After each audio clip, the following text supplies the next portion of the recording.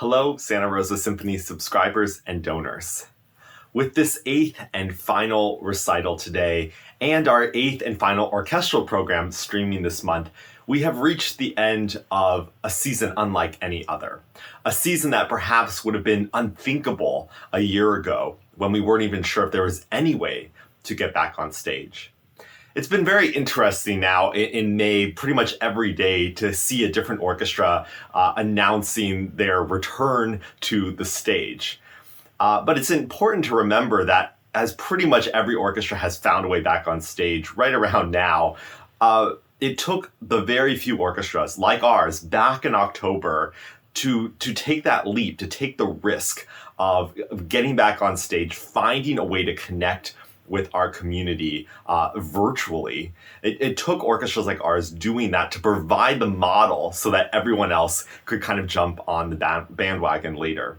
And I'm just so incredibly thankful and proud of this orchestra and this organization for taking that leap so early on, and not only helping ourselves, our musicians, our staff, and our community be able to come together, but also providing that model so that orchestras around the country could find their path forward as well.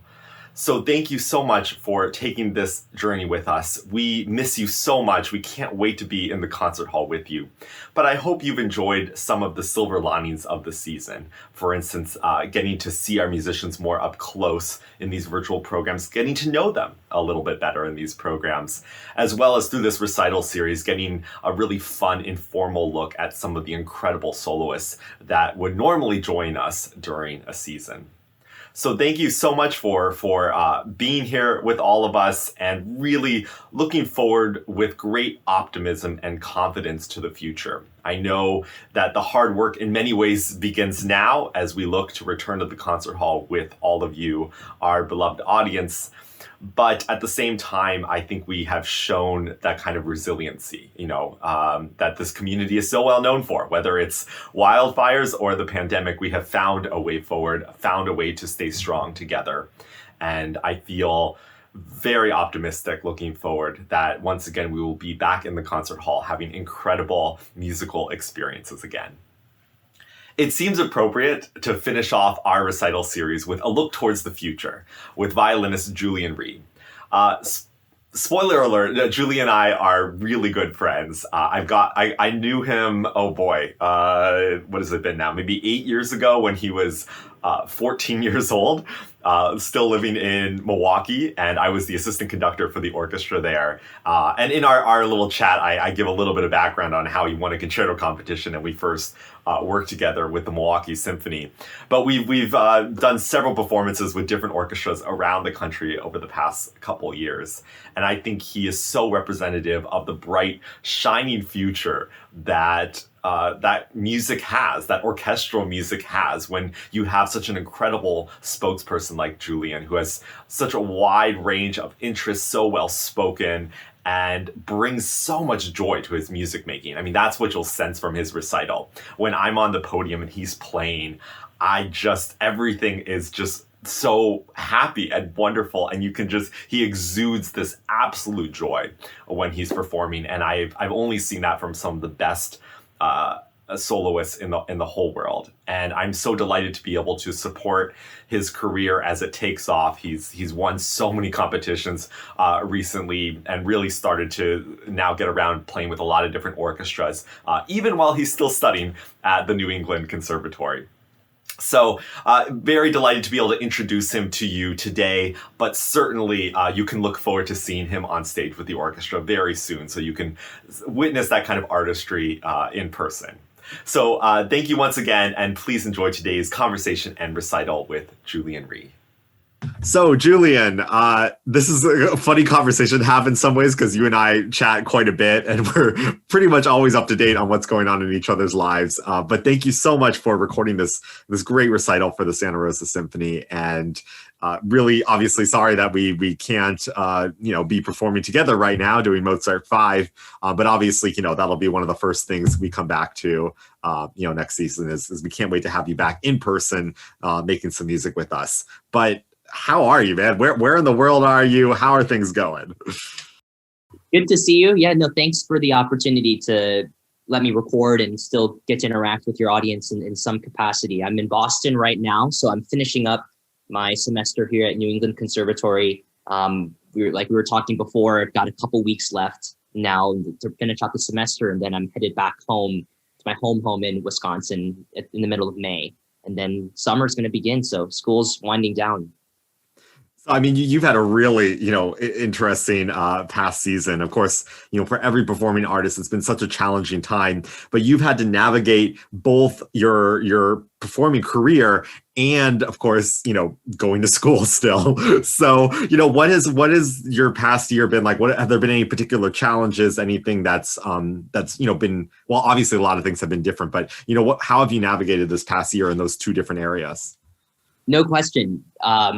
Some of my struggles before have been trying to stay in school and trying to immerse myself in learning while also taking advantage of obviously opportunities and getting out there and performing. So it was a weird balance this past year where I almost didn't have to balance it out. So I had so much time and I had that opportunity to do so. So any opportunity I got to perform a little bit throughout this past semester was a very welcome opportunity. So this past year, what I really enjoyed about it was I got the chance to really just spend the time to learn pieces that I had no rush to do. I got to really dive into them. And then the few opportunities I did get to either do this online concert or other things like that, I think I was just that much more grateful for those kinds of opportunities. So moving forward, I'm sure it's going to be something I will never take for granted to be able to perform live nowadays. So.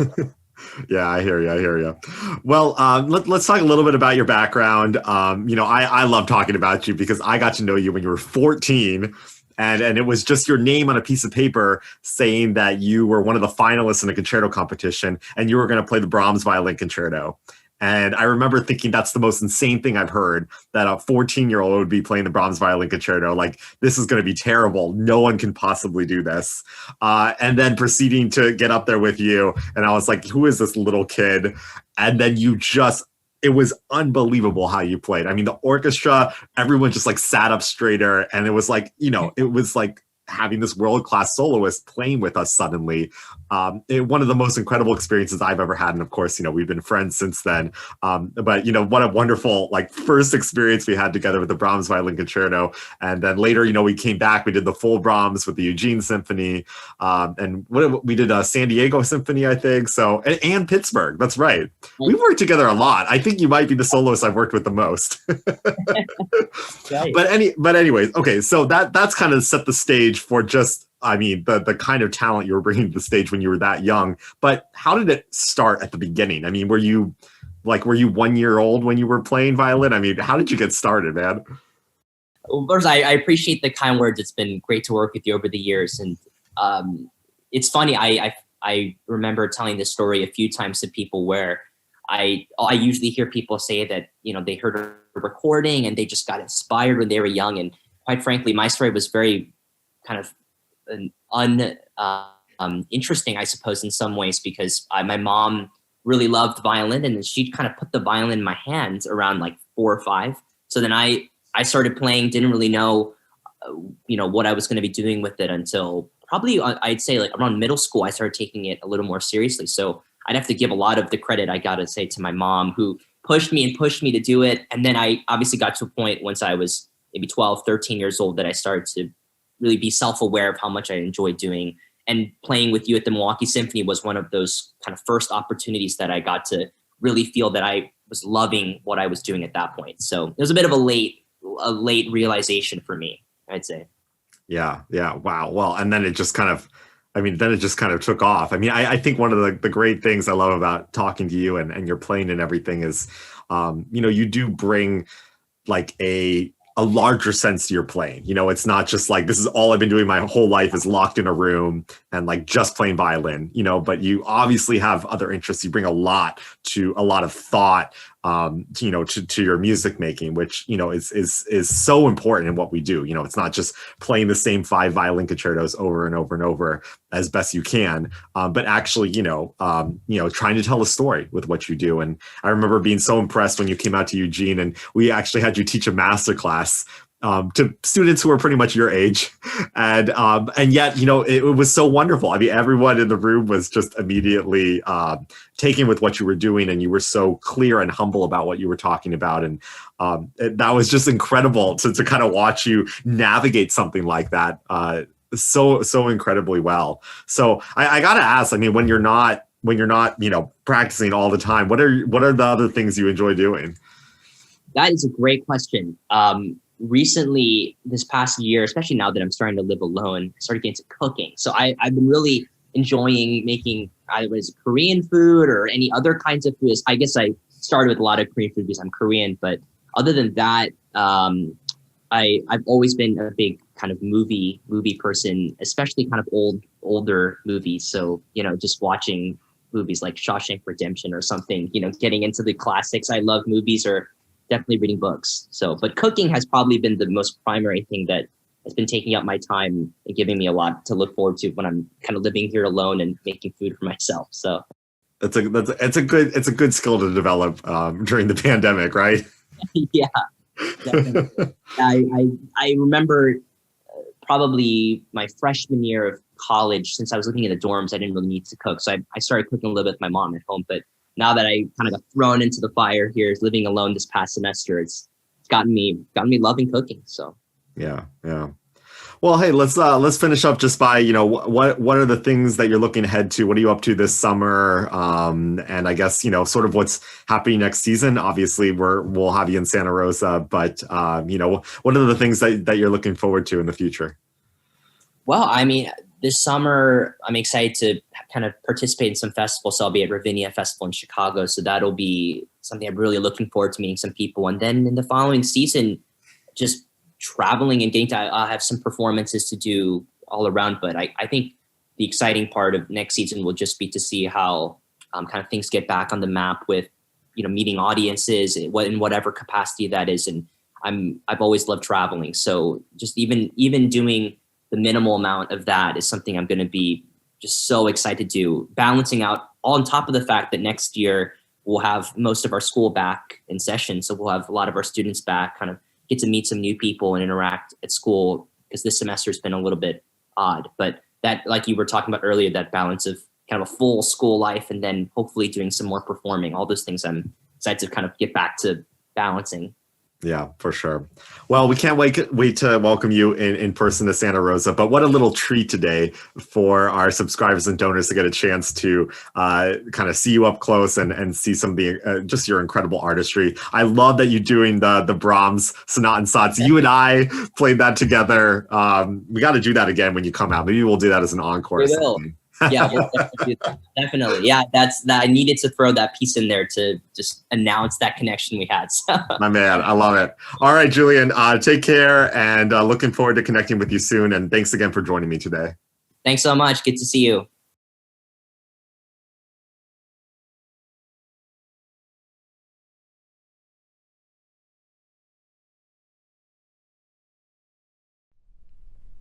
Hello, Santa Rosa.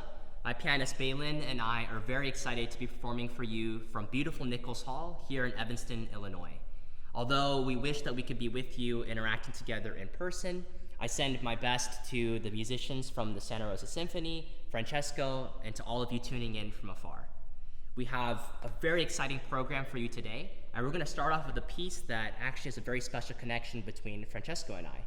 But just to give you a quick background to the piece, the FAE Sonata is a multi-movement work dedicated to the legendary violinist Joseph Joachim. The first movement is written by Schumann, the second movement Albert Dietrich, and the third movement, the one we'll be performing for you today, is the Scherzo, written by Johannes Brahms. And so the first time I actually performed this lively work was with Francesco in Eugene a couple years ago, with him jamming out on piano. And although I know he'd be very, very shy about it, I'll just brag for him and say he sounded really great. And so I thought it'd be incredibly fitting to play this fiery and this energetic piece to open the program, because it reminds me of my relationship with him.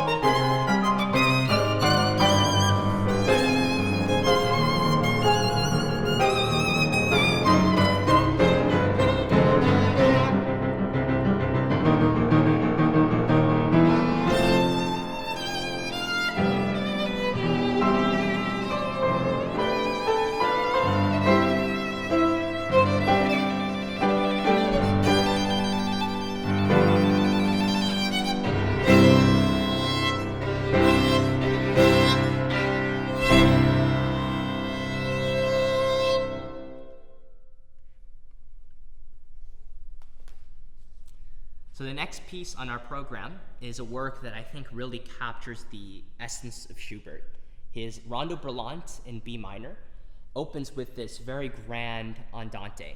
And this andante has these two characters of intense drama and then melting away into this heartwarming and also heart-wrenching melody. And these two forces seem to collide until eventually it gives way and it explodes into this very lively allegro. And this allegro is joyful, it's whimsical, and it's also incredibly stormy.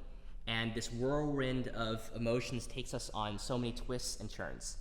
And so keep your ears open to all those sudden changes, and we hope that you can feel the energy and the vitality of Schubert wherever you are.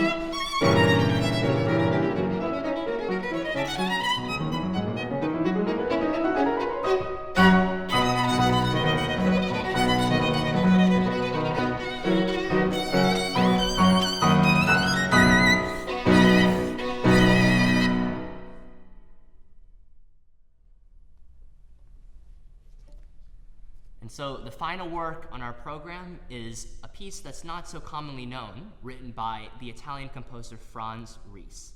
And so his La Capricciosa is playful, it's funny, and it always leaves a smile on my face after I get to perform it.